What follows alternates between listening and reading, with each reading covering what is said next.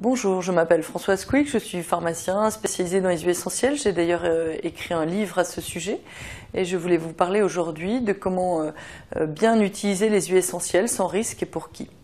Alors l'avantage des huiles essentielles, c'est qu'on peut les utiliser sous différentes voies d'administration. Tout d'abord la voie orale, que tout le monde plébiscite, même si pour nous ce n'est pas la voie royale, puisque c'est une voie difficile d'administration. Les huiles essentielles ne sont pas solubles dans l'eau, donc il va falloir les solubiliser pour qu'il y ait une interface avec la salive. Tout d'abord, l'idéal, c'est le comprimé neutre sur lequel on peut absorber les huiles essentielles, un fond de cuillère d'huile végétale, de cuisine bien sûr, éventuellement une cuillère de miel ou de sirop d'agave, et pour finir, un sucre. Chez l'adulte, les huiles essentielles vont pouvoir être utilisées de cette façon pour notamment soigner au niveau bactérien assez rapidement. On fait toujours des pauses thérapeutiques. On fait par exemple 5 jours sur 7 si c'est un traitement un peu plus long, ou 3 semaines et on arrête une semaine. Certaines huiles essentielles ne s'utilisent pas par voie orale. Il y a une chose très simple, suivez votre instinct olfactif. Sentez l'huile essentielle. Si vous avez envie de l'avaler, eh bien effectivement, elle sera plus facile à avaler par voie orale. Par contre, si elle vous rappelle quelque chose de respiratoire, on va l'utiliser sur d'autres voies ou quelque chose de plus cutané. Deuxième voie d'administration, la voie cutanée, qui est pour nous en aromathérapie la voie royale, puisque à part chez le bébé où la peau ne fait pas barrière, les huiles essentielles vont pénétrer petit à petit au niveau de la peau. On va même pouvoir hydrater le derme dans une peau par exemple très sèche. Les huiles essentielles en général vont être diluées, sauf urgence.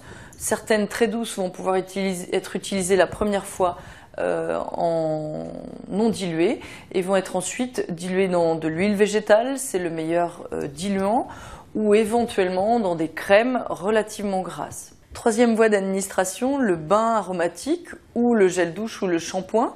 Attention, les huiles essentielles ne sont pas solubles dans l'eau, donc il va falloir les solubiliser dans l'eau. Sinon, ne surtout pas les mettre pures comme ça sur l'eau du bain, ça va flotter et ça peut donner des irritations sur la peau.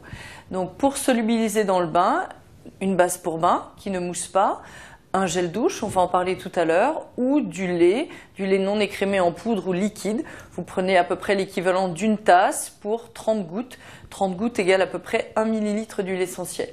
Dans votre gel douche, vous pouvez solubiliser pour une action quotidienne, une dermatologique par exemple, 1 millilitre soit 30 gouttes pour 100 millilitres de gel douche, ou 30 gouttes soit 1 millilitre pour 100 millilitres de shampoing pour une action pour faire repousser les cheveux, une action antipelliculaire ou autre. Ceci peut être utilisé aussi chez les enfants avec des huiles essentielles très douces comme les huiles essentielles d'agrumes, qu'elles soient au niveau du zeste, au niveau de la fleur, au niveau de la feuille d'agrumes, qui sont toujours très douces, souvent pour les relaxer ou pour les aider à digérer dans leur bain. Quatrième voie d'administration, la diffusion atmosphérique d'huile essentielle. Alors, tout le monde un jour a mis la tête sur un bol d'eau chaude avec quelque chose qui sentait très fort, souvent des huiles essentielles. Ça, c'est de la diffusion humide, assez chaude. Ensuite, vous avez la plus thérapeutique, où ce seront des diffuseurs secs, où vous avez justement la possibilité de ne mettre que des huiles essentielles, seules ou en mélange. Bien sûr, on ne diffuse pas n'importe quoi. Et dans ces diffuseurs, on va diffuser 15 minutes par heure. Donc, vous pouvez mettre un programmateur sur votre prise. Il en existe certains avec des programmateurs intégrés. Vous pouvez aussi, pour les enfants, diffuser, bien sûr, pas n'importe quoi non plus, dans leur chambre ou dans un salon. Donc, 5 minutes. Pour les femmes enceintes aussi, 5 minutes par heure. Ou pour les tout petits, en dehors de leur présence, pour éviter qu'ils mettent le nez sur la sortie d'huile essentielle. Vous aromatisez sa chambre, vous laissez reposer pendant 5 minutes. Vous pouvez même aérer un petit peu et ensuite faire venir le bébé. Ça, c'était la diffusion dite sèche. La diffusion dite humide, nous utilisons des humidificateurs d'air dans lesquels on a de la vapeur d'eau qui est vaporisée froide, dans lequel nous avons la possibilité de mettre des huiles essentielles. Donc on peut introduire une dizaine de gouttes, ce qui va aromatiser une pièce sur une dizaine de minutes. Vous pouvez ensuite soit l'éteindre, soit le laisser fonctionner. Là, vous avez une humidification de l'air ambiant. Attention cependant à tout ce qui est brûle-parfum ou autres instruments qui chauffent les huiles essentielles, qui peuvent les dénaturer, donc qui ne sont pas bons.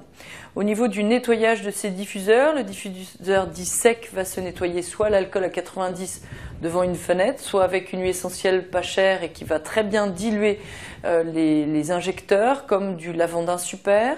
Et au niveau des diffuseurs dits humides, eh bien, vous allez nettoyer avec du savon par exemple et de l'eau, tout simplement. En conclusion des voies d'administration, pour la voie orale, on réserve ça à l'adulte. Attention, certaines huiles essentielles seront très difficiles à prendre par voie orale. La voie cutanée, eh bien, diluez-les après une action d'urgence parce qu'elles peuvent être dermocaustiques. Vous donnez des plaques d'urticaire. Bien sûr, on teste toujours chez l'allergique, au pli du coude.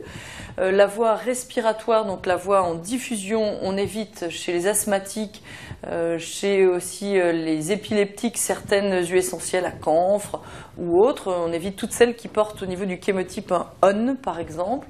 Celles-ci ne se diffusent pas.